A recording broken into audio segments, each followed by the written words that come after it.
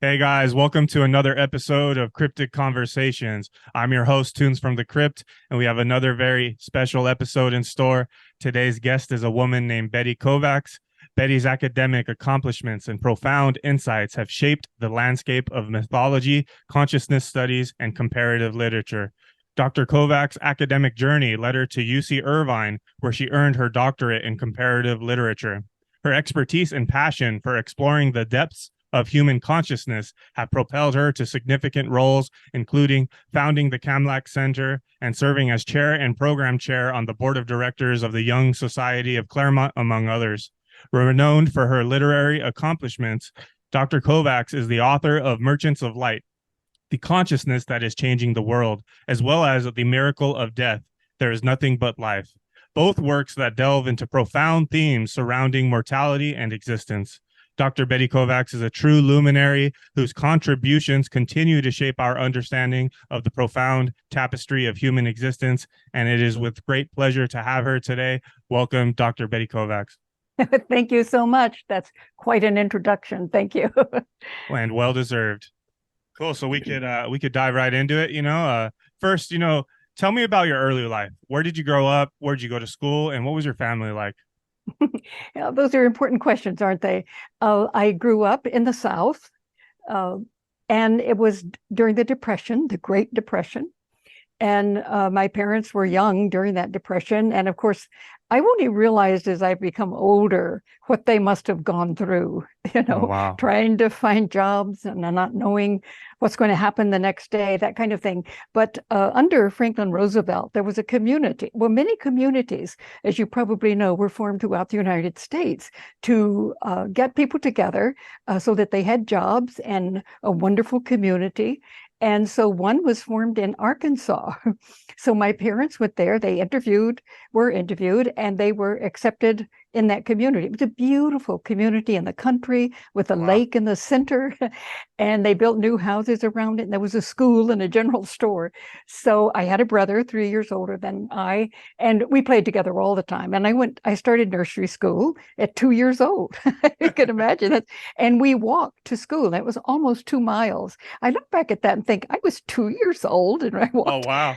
but I was with my brother. He was the one who was overseeing everything. Yeah. And we made up stories and talked and tried to figure out everything. We Uh-huh. thought, how come? That was what my brother said. How come all this anyhow?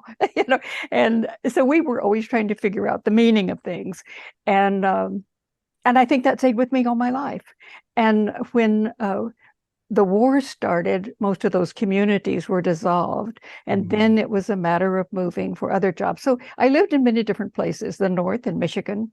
And so it was always between uh, the North and the South that I grew up. And Mhm. then later I went to Europe and lived in Europe and then came back, lived in New York, and then settled in California.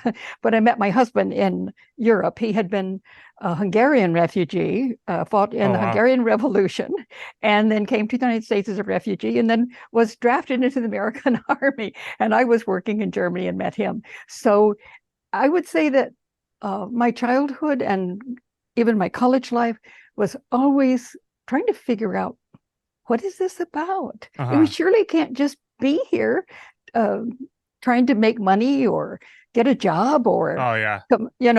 completing the cycle, marriage, children, death. I thought there's got to be something more to it. In other words, it was that natural longing in me for meaning and purpose, which I now know that the universe is filled with creative meaning and purpose. It Mhm. must have that really to survive and thrive. And I Mhm. think now we have a science in quantum physics that is understanding that. It's really Mhm. becoming a worthy science of the universe. But when I was in college and growing up, the science was you're nothing, there's no meaning, there's no purpose, there's nothing but matter. And when you're dead, you're dead. And Yeah. that's what we've lived with for several hundred years, and it's destroying our world. We can see all Yeah. the destruction we see around us is a result of that. Yeah.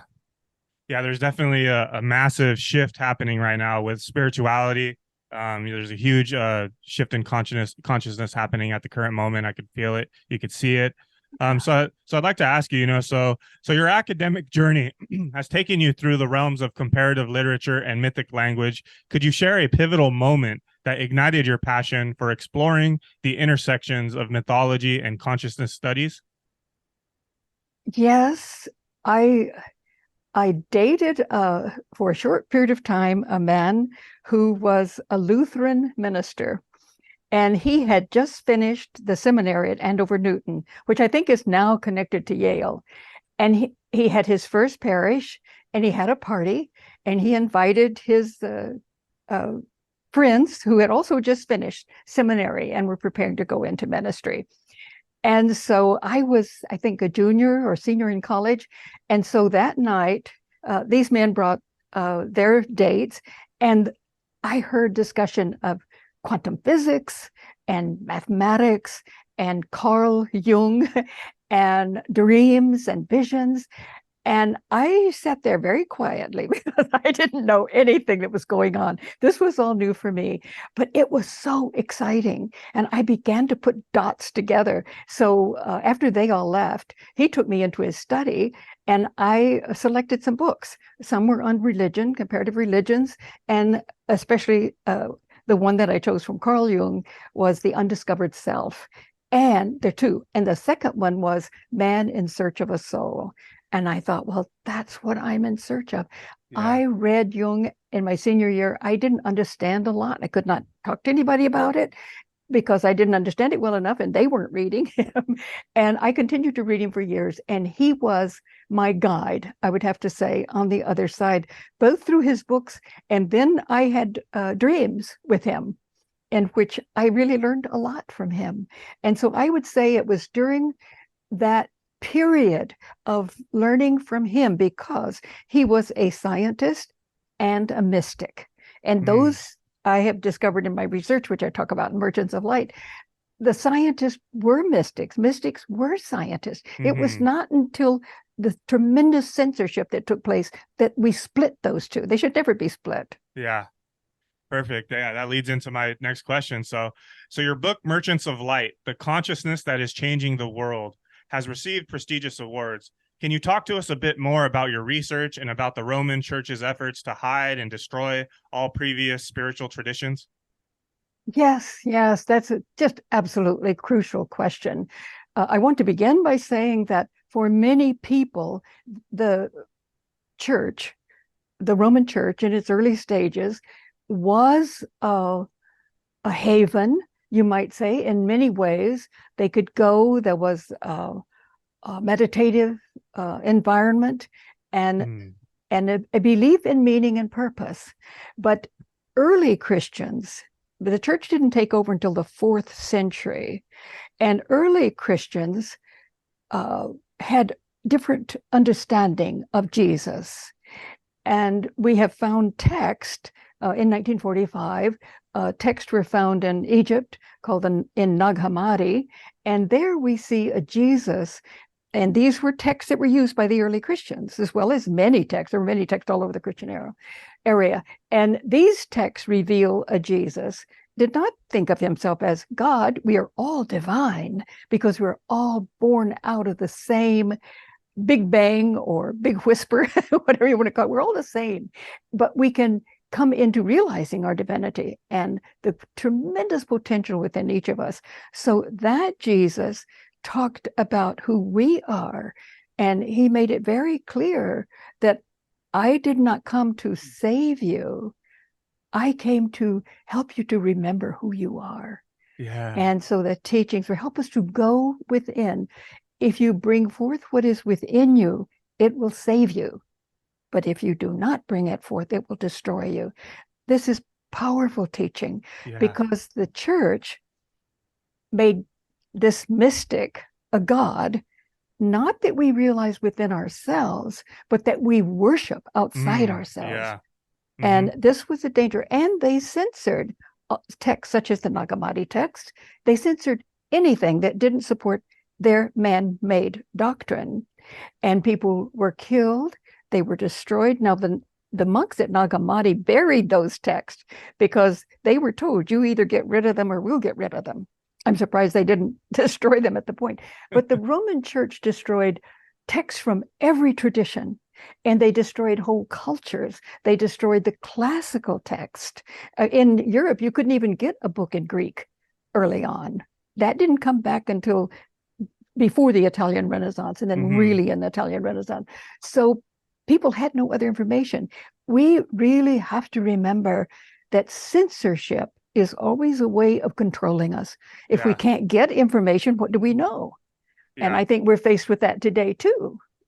Yeah, so that was my question, is like, why did they do that? Why was there this, censorship? So they wanted to keep us, controlled, right? Was that the point of it? They wanted to control us, or, keep us not knowing our true power? Why did they do that?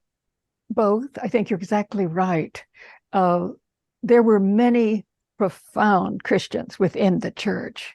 Those in power, I don't think they knew themselves what our potential is. Yeah. But there were those, of course, from the early Christian era and before Christianity, who were great mystics. And they knew the power within us. And there were mystery schools, for example, that initiated us into an experiential knowledge of that there is no death. Yeah. And so I think that the church fathers, it was an institution. They wanted control of people. And I think in many cases they believed that they had to make people think a certain way and believe a certain way, because perhaps they did too, but that they could only understand life as authority controlling others, rather than knowing we are all immortal, divine, and creative. Yeah. And that they feared that, and they wanted control. And I don't think it was perhaps all for horrible reasons. But I think a lot of it was. I mean, when you want to control another, there's a terrible misunderstanding going on. So I think it was a mixture. Yeah. But they were brutal. They were brutal. There's no question about it. I think, this is such an important message to have you share with the world. It's so important. It's like, even for myself, I turned 30, last year, and I'm 30 years old, and I barely found out about the Council of Nicaea. So I barely found out about it. So I can imagine how many people out there that still don't even know about it. They don't know what's going on. Can you talk more about the Council of Nicaea? Yes, I think that people don't know how the Bible, the canon, came into existence. That is, there were men, who got together after the church took power and decided which texts that the Christians throughout the whole area were using that they would accept. And we are fortunate that they did accept the gospel text of the New Testament, because there's some loving evolutionary teachings in that. But we don't know what they were really in the beginning. We do know that in the mystery schools, the people who were teaching similar things that were in the Gospels, except more extensively, that they went much deeper. And the mystery schools, as I said before, were to initiate us experientially into experiencing who we are. And that's all of these techniques of experiencing our own divinity and immortality, creativity, were squashed. They didn't become part of organized religion in the West. They did in the East, of course. Yeah. But in the West, we killed that out. And no, everything was through the left brain teaching. And of course, people would have experiences with the images of the beauty, the ethical, the love of the image of Jesus. That has been a wonderful model for us to follow. But they did away with the actual techniques of experience, and the very people that they would have nothing to do with and kicked out of the church were the mystics. And those were the heretics. So heretics were mystics. They were the ones who knew through experience, but they couldn't have that because our individual experience does not support doctrine. Yeah.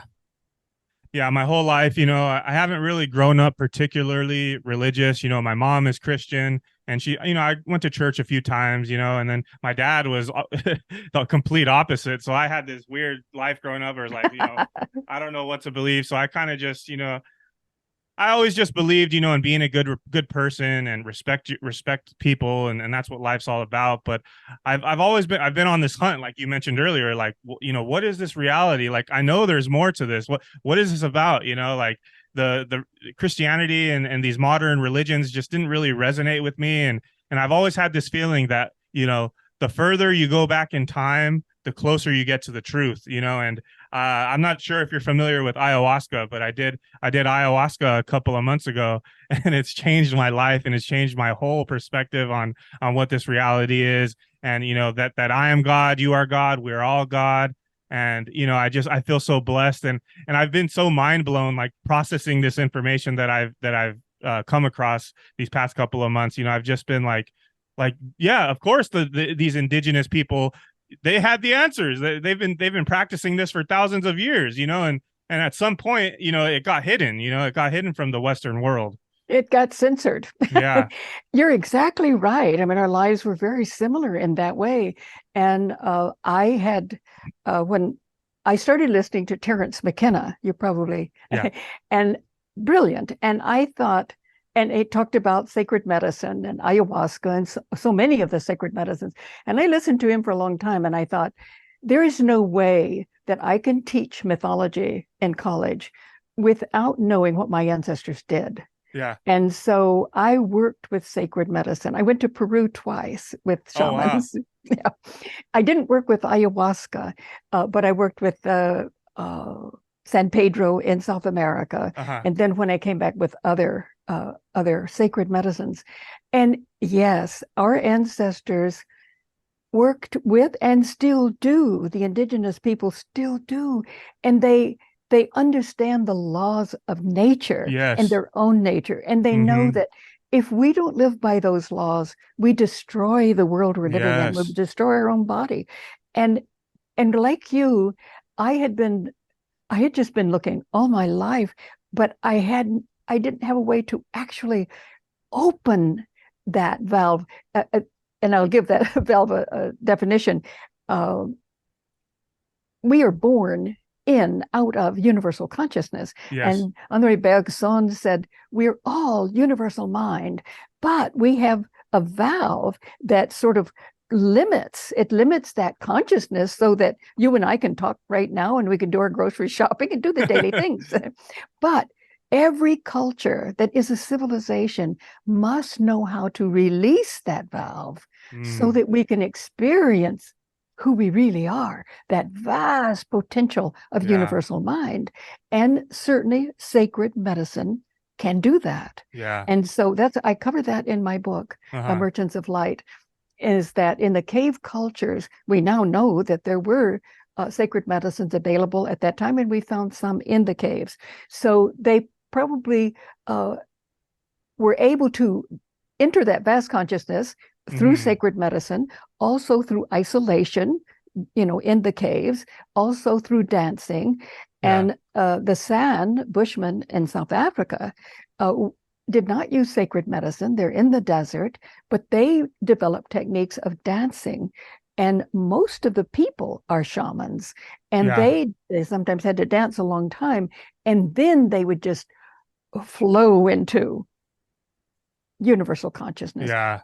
And archaeologists say that they were a little later than the cave cultures, but like about 35,000 BCE. But they say, wait a minute, we've been doing this for 65,000 years. Oh, wow. And so I rather trust them. Yeah.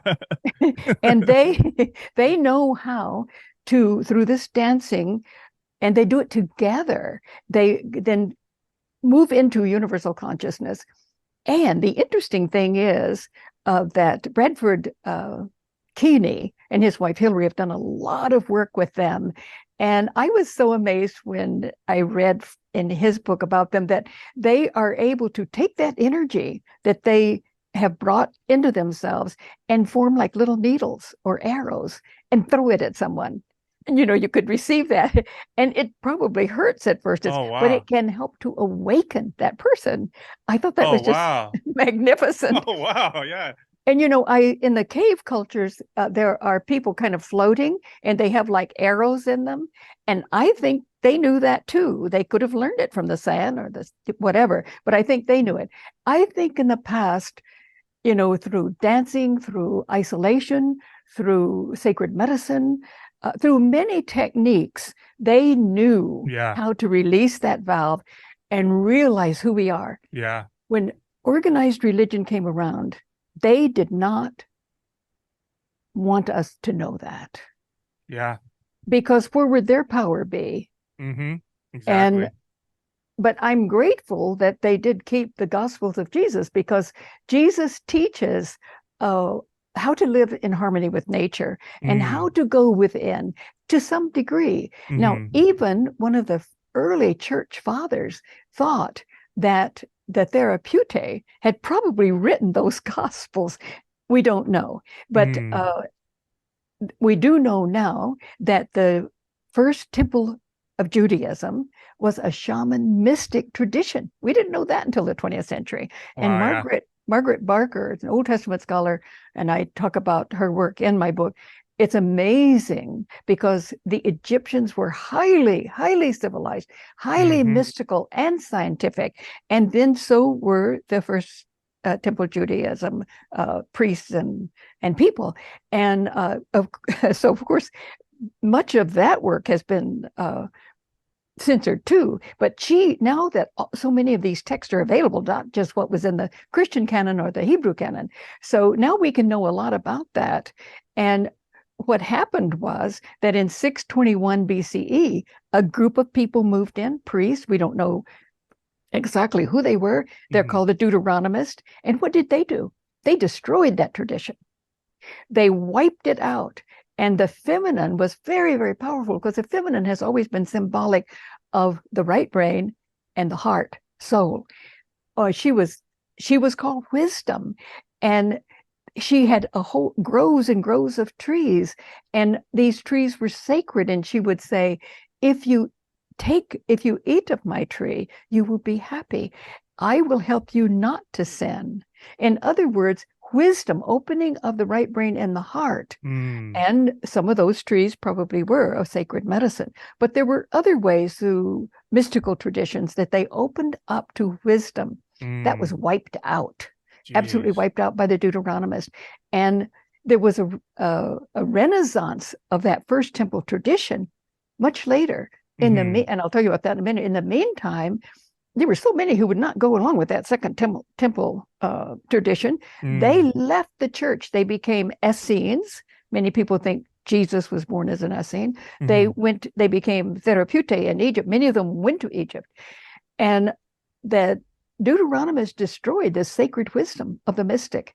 But the many who left the church and went to Egypt or became Essenes kept that literature. So here we have the Deuteronomists destroying that. Many Jews will have no part of it, and they form other communities that are mystical communities. And about 400 so years later, Jesus was born, and he was a renaissance of that tradition to bring back the shaman mystic. So, but the church took all of the censorship that the Deuteronomists had done. They kept that and then did more.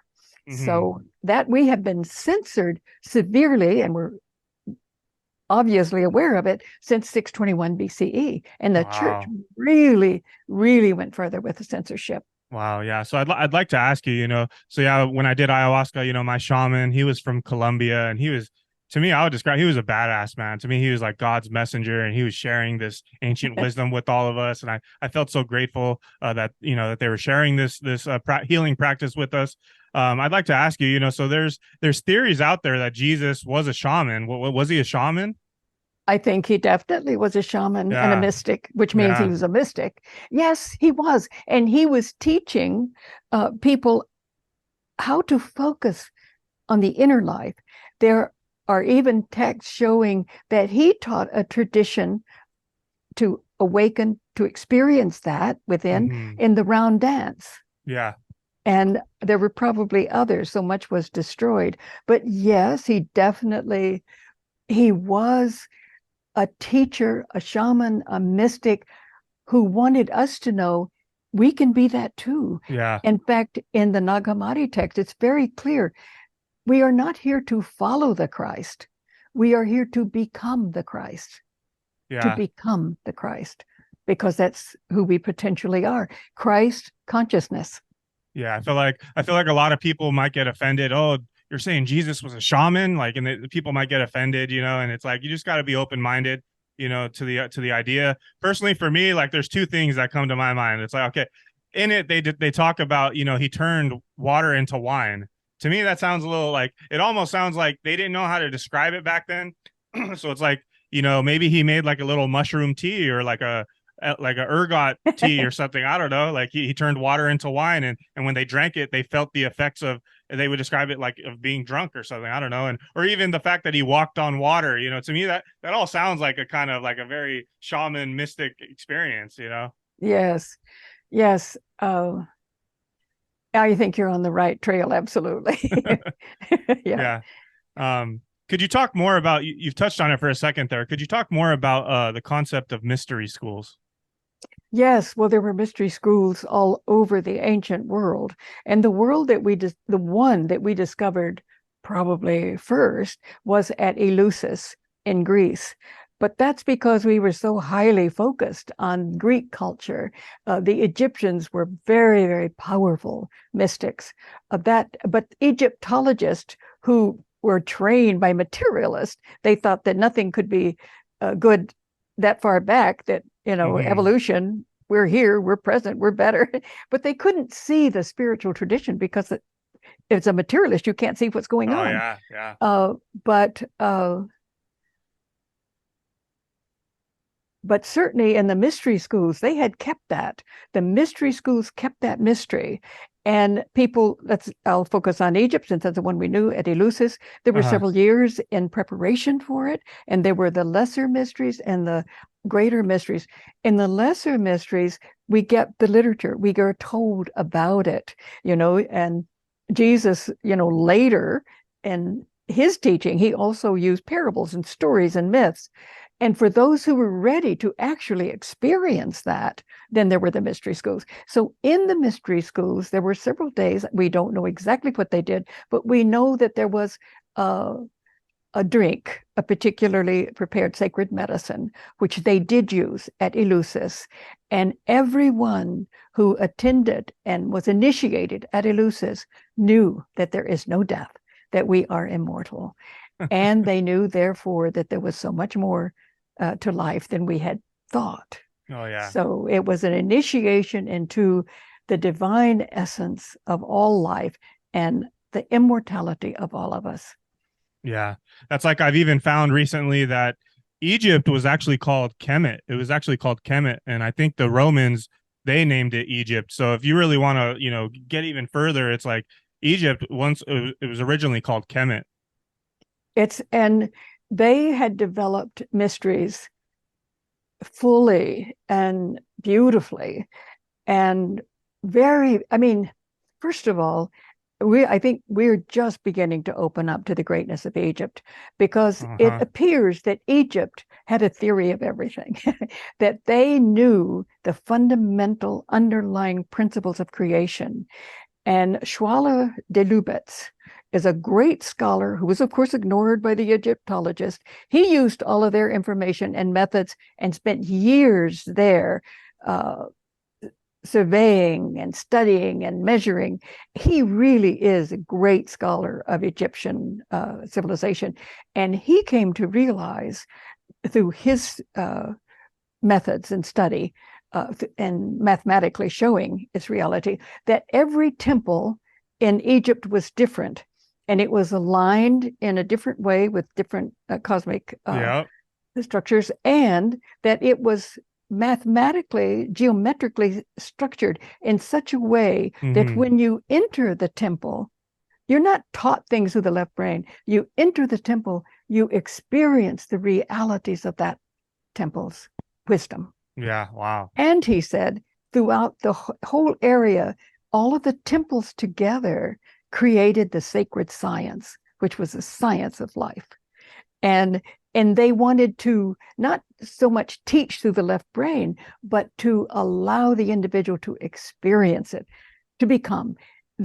And they never did get rid of a symbolic system and just go to the left brain. Greece did, and our Western culture did, but they kept the symbol which would activate the right brain so that we experience knowledge.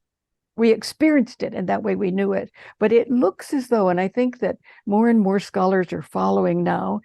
There's Jeremy Nadler has written the shamanic, what is that? The shamanic tradition of the pyramid text. Yeah, and other scholars, Alison Roberts has done so much on the paintings and the structures of temples and how that was an initiation into this great consciousness, many different kinds of. So I think we're beginning to wake up to the profound wisdom of Egypt. And it existed to some degree in various civilizations later, but I think it looks to me as though they really had a profound understanding of what it's all about. Yeah, it's crazy that we always describe them as ancient Egypt, right? Like, so they're way in the past, but there's a lot of research and a lot of, evidence showing that they were actually really advanced, and they had, I don't know if you're familiar with Billy Carson. Billy Carson has a theory. He believes that the pyramids were used as energy, to provide energy for the area, and I've even found that there's this stuff called the Jed pillars, and they had electricity back then. I forget how they made the Jed pillars, but it's like you mix lemon juice with something and they had electricity, and it's like they were very advanced, Yes, there have been those who have those theories, and I think they're based on some good evidence. And I think that we think of if something is for material energy, then that's it, but it's not. Their temples were both let's say observatories and places where we can experience the divine within us and the universe. And they could also be used certainly as observatories of the cosmos and as energy producers. I think we've divided those things ridiculously. Certainly there are many there's much evidence that something profound took place inside those pyramids. Of course, they were not for tombs, as people said. But no, and people in modern times have gone and have had powerful experiences within the temples. I mean, within the pyramids. So there's a lot going on there, and I think we're not going to have to separate it, the scientific aspect from the experiential aspect. I've always been fascinated by ancient Egypt. Have you visited? Have you been there? That's a place I have not been. I was going to go, but then things started happening, and it just didn't work out. But no, I didn't go. But I have had experiences of being there. It's kind of interesting. Okay. But physically, I haven't been there. Yeah, I'd love to go there one day. Okay, you will. If you want to, you will. You're young, you can still do that. Okay, so in The Miracle of Death, There's Nothing But Life, you delve into profound themes surrounding mortality and existence. Could you shed light on how understanding death can actually enhance our appreciation for life? Yes, because we have only focused on life and feared death, and we haven't focused on death. And as Gandhi says, birth and death are not two different states. They're two different aspects of the same state. Oh, yeah. And so it's life is a cycle. We experience birth and we experience death, and then we experience birth again.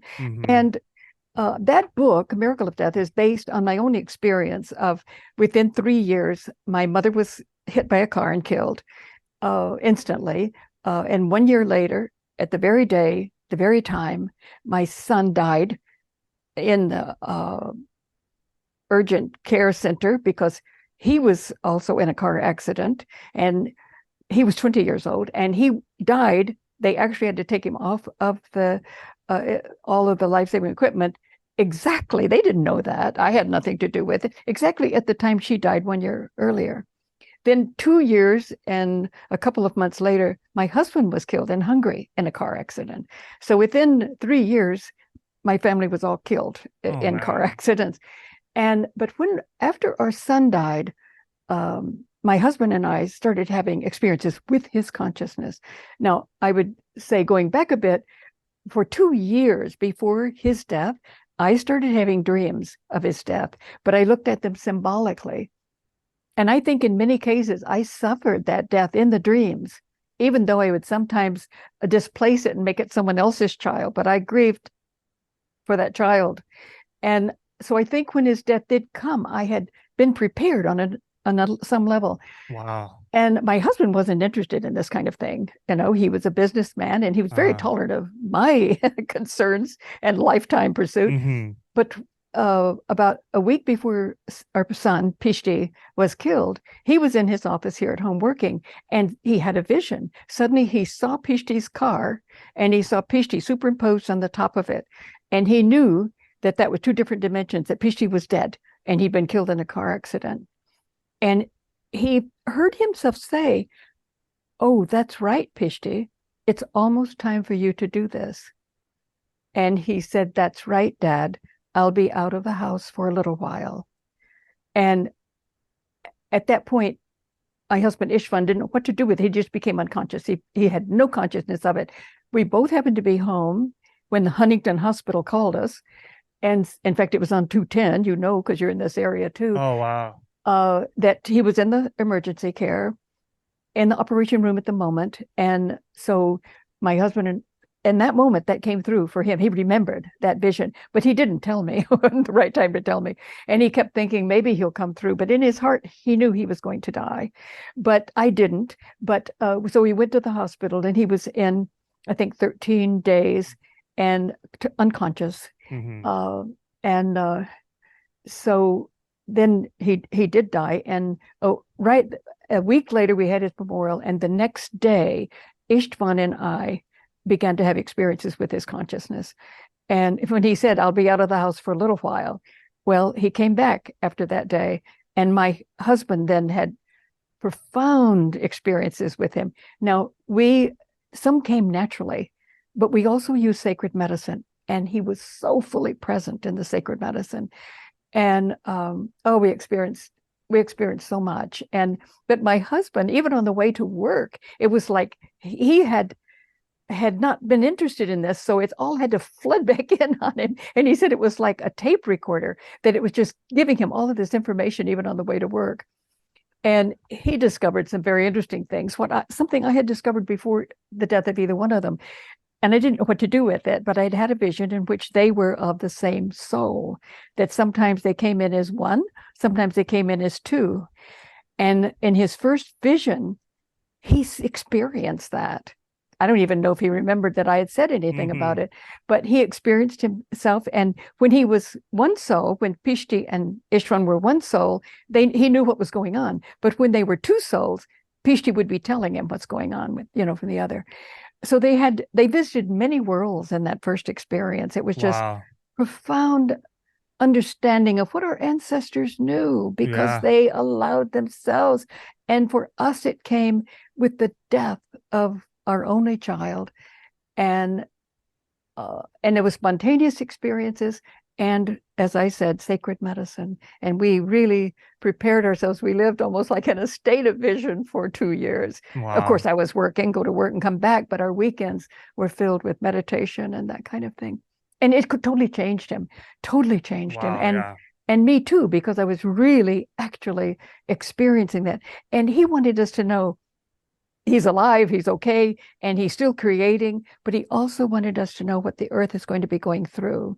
And we realized that we had made these choices before our birth, that to do this work together on death, because first thing we have to know now is that we are immortal. We don't die. That is so important for all our work, and that we are spirit, that we've come for a reason, and that we are all one. All life is one. And so it was incredible. It was like being in a mystery school for sure. Wow. I want to thank you for sharing that story, and I'm sure that's a difficult one, a difficult moment and period of your life, and yeah, I feel like, at least in the Western world, I feel like we have such a negative view on death, with funerals are so sad and everyone wears black. And, I've always been, I've always been afraid of the day when my parents die. I've always dreaded that day, I have a good relationship with them. But after ayahuasca, it kind of showed me that, yeah, we are eternal beings. And in the ayahuasca, I had an experience of dying. I died and was reborn. And so I don't know, like I'm not as afraid of death anymore. Oh, And me and I'm either. and I'm more open to, like, when that day comes, it's their time.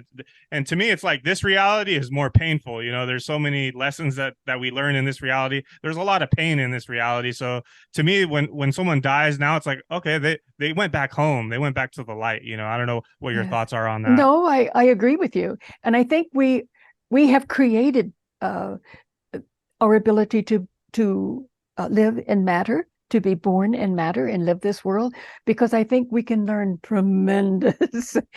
I think we're all, maybe we can play the game. We're all in the process of becoming great masters of how to create lives that are beautiful and meaningful and joyful and filled with love, and eventually how to create universes.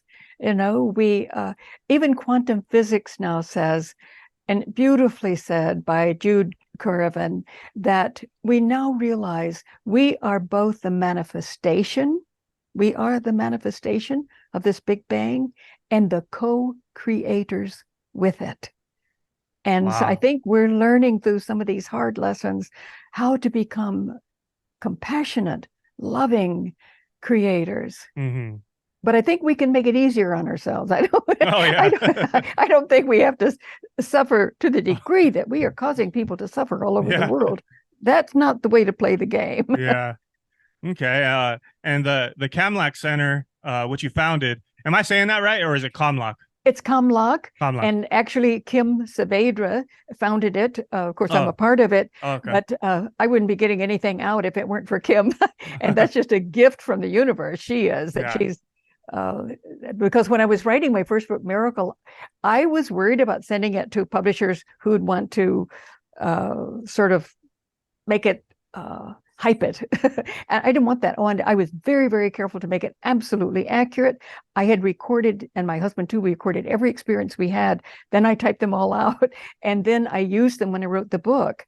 And I didn't want it hyped. I was afraid it would be. And so I was mentioning to Kim, who's a very close friend of mine, as a matter of fact, at Pasadena City College, which you will know because you're in the area, Oh yeah. is I taught there, and she was an excellent student just before she went to UCLA. And she Nice. says, "Well, we'll publish her own book." And she Oh, is an excellent editor and publisher, and she takes care of everything, which oh wow. I'm not capable of doing. So that's a gift from the. I said, I know we must have made this agreement before we came to. Oh She's a yeah. part of this whole thing. Yeah. Okay. So yeah, the Comlock Center that the both of you are working on, is dedicated to bridging the gap between ancient wisdom and modern knowledge. Yes. How do you envision this intersection impacting our collective understanding of self and the world? Well, you're a good example of it, and I am too. We if we get the information that we've been seeking, then we can move a little faster. To Our culture has been ignorant of sacred medicine Mm-hmm. and condemned it. And in the 60s, I was teaching during the 60s, and people were seeking so much. They wanted to know, they wanted to understand, Oh yeah. and I was discovering too about sacred medicine and Alan Watts and all of these Huxley. But I wouldn't use sacred medicine because there were a lot of false stories about it could endanger the chromosomes or whatever. And we hadn't had a child yet, so I waited until after I had a child. But nevertheless, I was learning about it. Students were learning about it, and I think that I taught myth at the myth course, and it was just packed every semester Oh wow. because the time, the 60s, the time was right for Yeah. that, and 70s. Uh-huh. And that's the same kind of situation we have today. So yeah, is that people are really seeking it. So if they get the information, like you were able to hear about ayahuasca and actually use it and just be transformed by it, as Oh yeah. my husband was too. It was like, it wasn't ayahuasca, it was mushroom, and Uh-huh. in his case, powerful, powerful. And you feel the spirits there with you. Mm-hmm. After Yeah. that, you don't question it, you don't believe, Oh yeah. And Yeah. that's what we need to know. Yeah. We can believe for a while and let that guide us into finding our own experiential evidence. So I think that whatever we can do in the Kamlak Center to get the information out that we have struggled to achieve and know and experience, if it can help someone else, then it's worth every effort. I Yeah. felt when I was writing the book about Pishti's death that if I could help one parent to help get through that, Oh and yeah. how many, many, many parents have gotten in touch with us since then. And so it's worth every bit of energy we put into it, if it can help anybody. So to bridge the gap is to get information out and let people take it where they are led to take it. Yeah, my sister lost her son, my nephew. He was, how old was he? He was 20. He also died in a car accident, Whoa. also in the area in Glendora. And she struggled with it so much. It's been how many? It's been 7 years now, and it's been a struggle. Maybe I'll recommend her to read your book. Do, and I will send it to her if you give me her address. I would like to do that. Sure, yeah. So do give me her address and I'll send her a book. It's has helped people. The experiences, I think I couldn't have gotten through the experience without those experiences. Oh yeah. And Pishti was also in love with a girl, Jenny, and she had experiences with him too. But it was huge for her. 20, they had met each other. He had known her for a long time. And then they started dating just about half a year before he was in the accident. And it really changed her life as well. Oh wow. So they were together for 6 months. Well, they had known each other before, but then he finally was able to date her. And so for about 6 months before he actually was killed. But they knew each other. They were in the same group of kids, of young people. Yeah, but she was dating someone else. And then so he couldn't. But but then it happened. So she was changed by that too. But and you said that happened on the 210 freeway? Yes. He was coming from La Cañada, just entering the 210 at Lake, I think. Okay. At Lake. And when he was going through that last tunnel, there was a truck that was stopped in the fast lane with no emergency equipment. And so he ran into it. And the man who was driving it was scared. He jumped the fence. He wasn't even there. So it was a kind of tragic situation for everybody. I'm sure the man was scared to death. And he had no equipment. He was working for someone who didn't have that. So he heard the noise, he heard the impact, and he came running. The worker? Oh no, he disappeared. Oh, he completely disappeared. But get this, coming right behind him were paramedics. I mean, there were paramedics right behind. Wow. It was just I just talked to those paramedics in my mind and my vision and thanked them many times, whoever you are. Thank you for being there, because they say they kept him alive. He would have been killed instantly, but they put him on all of the machines, took him to Huntington, which was very close. And so he was alive for 13 or 14 days, which gave us time to come to terms with it. We changed a lot within those days. Wow. And then afterwards, a week after the day after the memorial, we started having experiences with him. And that lasted very profoundly for 2 years. And then my husband was killed. And I did have experiences with him as well. But I realized that kind of teaching, you might say, now was over. And I had to learn more subtle ways of being in touch with the other world. Wow, yeah, that's tough, man. And what about to this current day? Do you still get signs or visions and stuff to this current day, or not as much? It's different. If I worked with sacred medicine today, I probably would. But I have, it seems that I had to learn subtle means through intuition. And what I found in my work is that so much comes to me and I think, how do I know that? Yeah. And I think every writer talks about this, is that you need to know something and a book will just come to you, or you find it, or I feel that. And also the merchants of light, that is an energy field that is now on the earth that we did not have before. It's a higher frequency energy field. And that allows I think our children, many children are being born into this higher frequency. They can now be born because of that higher frequency. And I think our work is easier because of that higher frequency. And the merchants of light are an invisible college on the other side, you might say, but they're also born here and they're also working from the other side. So I often feel information or intuition from that field, but I've had to be more subtle about it.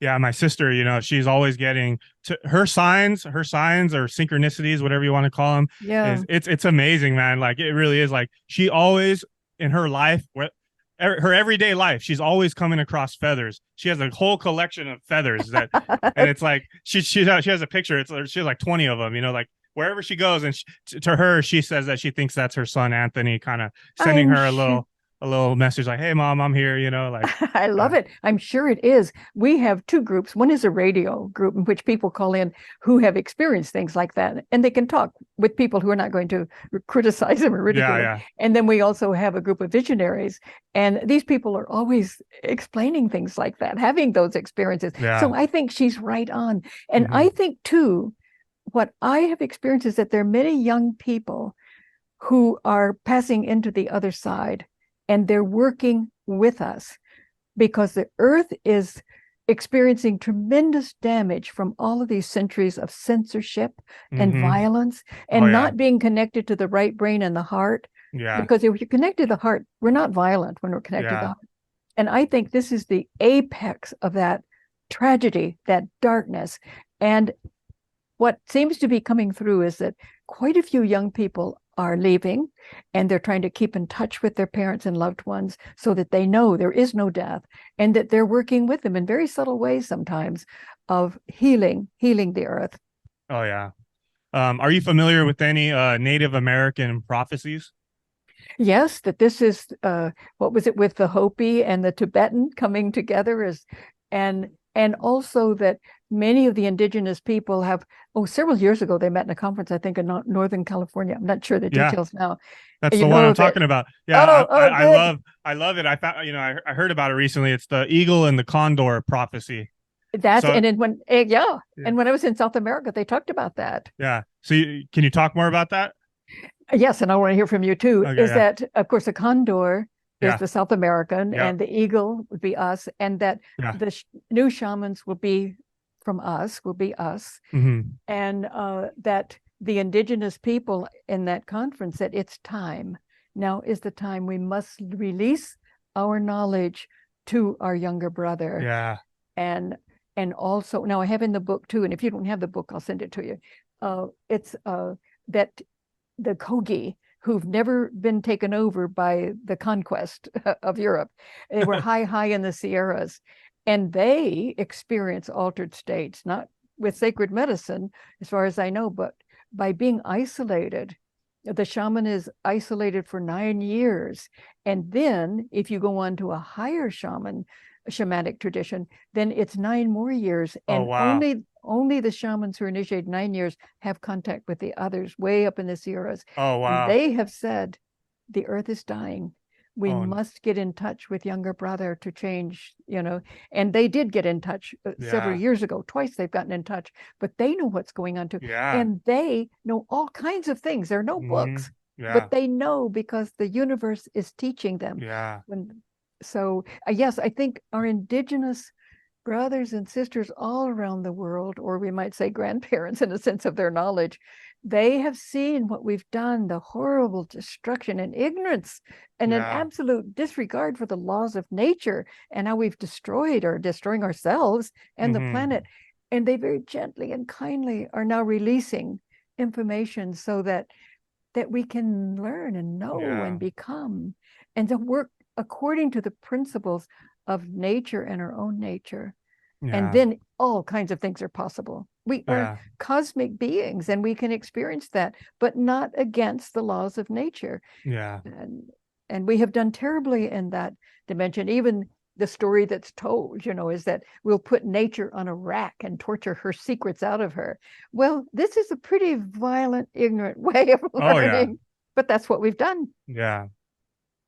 Yeah, there's definitely an immense pain in the world that I can definitely feel it. I feel it, man. Like right now, it's just yeah, it's crazy out there, and yeah. So for my understanding, yeah, and the shaman talked about the eagle and the condor prophecy was that yeah, So and it's interesting enough, a lot of these indigenous people had a profound understanding of astrology and the cycles of time, right? And so Oh, it's yeah. like it seems like so the eagle and the condor prophecy is that when the condor of South America meets in the skies above North America with the eagle, that North America will begin to heal itself of 500 years of immense pain and everything that's gone on since and interesting enough since 1492 or whatever when Columbus came over here. So the past 500 years, everything that happened. So in 1992 now the healing is beginning to happen. So these next 500 years is going to be a huge shift. I Yeah. love that. I love the way you say that. And you and I, we're all, Kim, we're all part of this. Is it what, there used to be that kind of crazy attitude to write the great American novel. That's not what it's all about. What it's about is, as the Native people say, bringing our unique medicine, what medicine that we can achieve, we heal ourselves and give it to the world to heal. And it's about each one of us working together in a united, loving way, not some great savior coming from the sky, but each one of us becoming Yeah. that. Mm-hmm. Yeah, and working together Yeah. in a heartfelt, loving, supportive way for everybody's work. Mm-hmm. I think that's part of the shift that's Oh taking yeah, place. definitely. And so you've touched on it, a couple times here. So consciousness is often considered a complex and abstract concept. How do you approach explaining and exploring consciousness in a way that resonates with a diverse audience? Well, our science in the past, which is now we now know is very limited, and is that consciousness is simply an epiphenomenon of matter. So because we have to say, well, wait a minute, consciousness isn't material, is it? So where'd it come from? And they say, oh, it's just like a side effect of matter, which is, I have to say, a pretty ignorant statement. And now we know that the mind, consciousness is, it doesn't need a body to exist in, but it will use our particular brain and body. Every cell in our body can carry consciousness. It uses that consciousness, but mind is beyond the brain.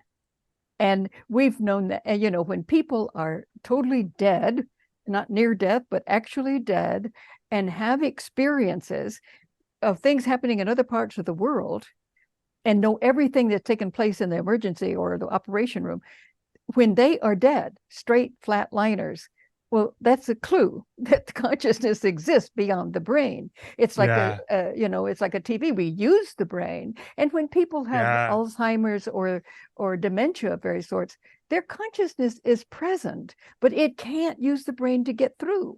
Yeah. So, but that consciousness is still existing. Mm-hmm. So, there is a scientific and medical network in the UK, which is in touch with scientists and mystics around the world. One can join it, and there are all kinds of talks available. It's just amazing.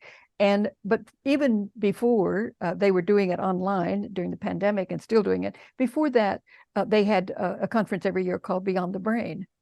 And after Miracle came out, I was asked to go there and talk about that. And also when Merchants of Light came out. In fact, Merchants of Light won one of the 19 book prize awards in 2019. Yeah, and I'm very honored of that Yeah. because they have Nice. just top people from around the world. Awesome. Yeah. And they knew early on they were having. Well, I think the organization was founded because with quantum physics we can no longer pretend that we can just ignore consciousness. With quantum physics we have to go beyond matter, and so we must Mm-hmm. we must explore consciousness. And they began that organization, and David Lorimer is the director, and he's absolutely superb in bringing all of these people together.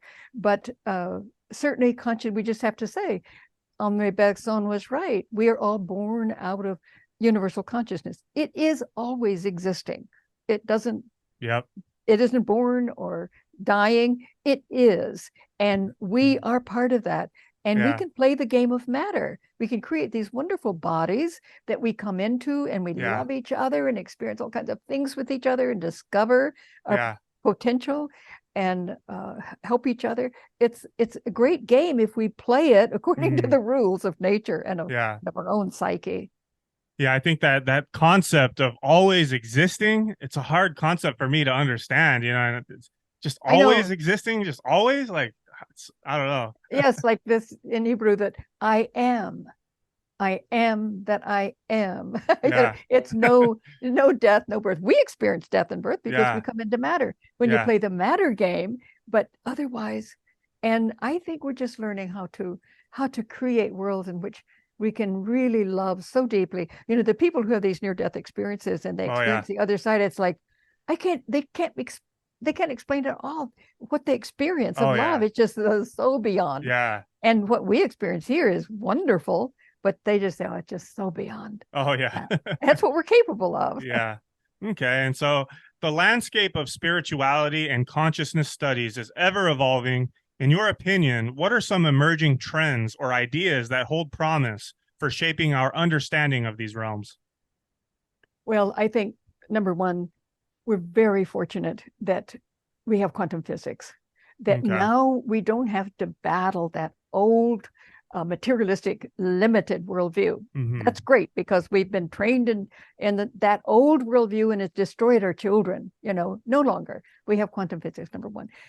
Equal to that, I would say the other number one is that it's a time when people are awakening. They don't want to put up with what we're told to believe, and we're seeing the flaws in it. And wait, that doesn't work. That doesn't make sense, And so many people are awakening. I saw it in teaching in the 60s. It was just, they demanded to know. They wanted to know. I see it today. And all of you young podcasters out there doing this work, brilliant. Oh yeah. Questioning. So there is an awakening taking place. In fact, in the book, I say there have been 4 periods of Renaissance in Europe of awakening to this ancient indigenous tradition, and we're living in the 5th. This is the 5th. Oh It yeah. is awakening, Oh and yeah. we have our work to do. Yeah. So you were a professor in the 60s? Yes, there was. Oh man, I bet that was an amazing time. I love the 60s. I wish I could have been there.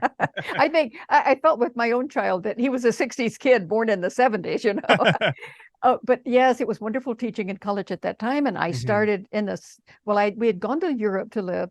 Then we came back, and in the 70s, I actually started the myth class. And we were discovering all kinds of things together, Okay. It was wonderful to work with them. I was full of questions, they were, and deeply respectful. It was but we were all on a journey. So it was wonderful. In the 70s, then in the 80s, things began to calm down a little bit, but it's really erupted again. Again, yeah. Okay. And I was have been amazed since we launched the book in London at the Scientific and Medical Network in 2019, came home 2020, of course, all this stuff began. And I think one of the benefits of that was that we were doing things online, that so many podcasters and journalists and doctors and scientists are have their own programs where they are not censored, because everything is highly censored today. Oh yeah. On the corporate media. Yeah. Okay. And so, as a scholar and educator, you've likely encountered a wide range of misconceptions about mythology and consciousness. What is one common misconception that you'd like to dispel? Well, that myth is a falsehood. Oh, that's just a myth. We were so ignorant in the Western world about the right brain, which is the symbolic brain. And that we called everything that was symbolic just that's not true. That's just a myth. Yep. So myth actually, and dreams and visions, are born out of the right brain that is highly connected to the heart. And the heart opens us to the universe, that universal consciousness. So certainly the myths are often toyed with, and there are cultural deficiencies in them sometimes. Fairy tales are pretty close to the unconscious structure. And I taught fairy tales as well as myths and visions and that kind of thing. So I would like to say that what we need to do, we've had a left brain culture that has brought us to the violence so great that we're destroying ourselves and the world.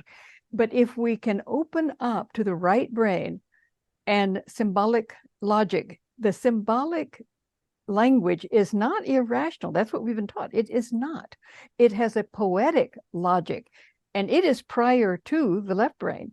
It gives information to the left brain, and the left brain can do all kinds of wonderful logical things with it. But it's a disaster if the left brain doesn't go back to the right brain to find its meaning and purpose and poetic, heartfelt logic. So we need to work with the left and right brain should always be working together constantly, is that it's a continuous and integral dynamic of movement between the two.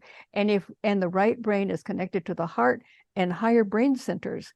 So what's happened in the West is that we've just developed the left brain. I don't care how you feel. Well, feeling, intuition is all part of this dynamic. Oh, yeah. So I think that opening up to that, and we are today, and that will help us. We've just been developing this small portion of ourselves. Now we're saying, wait a minute, it's the left, the right, the heart. The heart is the fifth brain component. It is a brain. It gives more information to the brain than the brain gives to it. Imagine. Oh, wow, and we have thought it's just an organ pumping blood. Oh, No. yeah. It opens us to the universe. And if we will go in meditation to the heart and allow ourselves to center there, like, for instance, there's Heart Math Institute. People should go to that if they don't know about it. Heart Math Institute. They've done all kinds of scientific studies. Here's a good example. If you go to the heart and you just feel gratitude for everything that is beautiful and loving in your life, just feel that gratitude. That what happens is that these frequencies from the heart shoot up to the brain and shift our perspective. We don't see the world in the same way. Yeah. And so it really is just a flood of frequencies that hit the brain and shift it. So if we could live from the heart, the shift is taking place in the whole brain. Yeah. Wow, that's beautiful. Okay. So in today's fast-paced world, many individuals seek guidance and meaning. How can tapping into the wisdom of myths and ancient stories provide solace and direction amidst the chaos of modern life? Oh, you have such good questions. Those are good. I think that, first of all, the important thing is to go more within, focus on the heart and feelings. Think of things in your life that have been meaningful and the love that you've experienced in your life, that try to keep centered that way.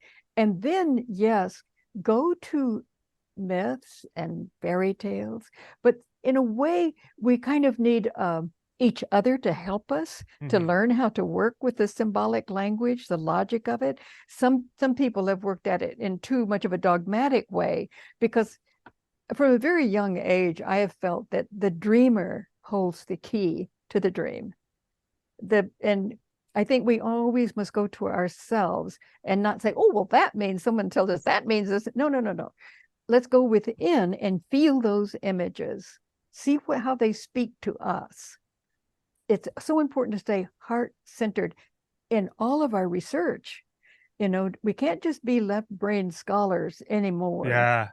And this, by the way, was where Egypt excelled too. They always used the right brain heart connection. And they said, this is the sacred context in which we study mathematics, astronomy, physics, everything. We need to do that. Isn't it beautiful? Yeah, man. And so I would say, yes, connect with the heart. And then, see what the symbol says to you out of your own dreams. If you read a fairy tale, and see what that says to you. And then if you have someone you can talk with about it, that's good. But hold on to what it's telling you. Okay, yeah, I love it. All right, so kind of closing it out. So what is your vision for the future of your work? And can you send the listeners a final message of love and healing? I think you really said it, is that if we love that, and we love the people around us, the people we come in contact with, that we can really open to that glue, that spiritual glue that connects us, things are going to be happening, because we are changing the frequency of how we live, and we will draw people to us of that same frequency. So love is the key to everything. Everything. Yeah, More definitely. important than anything we know, degree we have, books we've written. No, if we Hmm. don't love, it's Yeah. over. But if we love, everything opens up. What about it? Even people who wronged you, right? People who've betrayed you and hurt you, you still love them from the distance, right? I think that we have to be very aware of of actions that are harmful to ourselves and to others, just as we must be very aware of what's going on politically and Hmm. around the world today. We must be aware of that. At the same time, we need to know what are the causes of what's happening today. And I think to do a meditation of bringing that light into ourselves, to heal ourselves always, and to heal those who've harmed us. I think there's nothing wrong in making very clear to ourselves what it is we don't like that's been damaging. Hmm. But then on a deeper level, it's to understand and meditate for their deeper understanding so that they Hmm. too can love Yeah. and therefore create very different lives and Yeah. not need to control the world. All right. Well, thank you so much, Betty, for meeting with me today. And thank you for providing such great wisdom and knowledge on this episode. I want to thank the listeners for sticking around to the end. So, Betty, please tell everyone where to find your information, and I'll also add it to the description of the video. Yes, it's Kamlak, KAMLAK.com. And I have videos and podcasts and webinars and articles. You may also order books from Kamlak. And if you want to sign up for the newsletter, then you'll receive a chapter from Merchants of Light. Mm-hmm. So that way, Kamlak. And notice in the center, ML, Merchants of Light, it was very Oh, okay. interesting. That name came to us because other names weren't working. And I woke up one morning and a voice was saying, look at Kamlak. Ka is going out, Ak is coming in. And at the Wow. center is the Merchants of Light, Oh, which is wow. also the miracle of life, the masters of life. There it was at Wow. the center. Yeah. So there's so many things, miracles that happen once you just kind of let yourself ride on that frequency. Yeah. Wow. That's so beautiful. All right. Well, thank you, Betty. Thank you. Thank you.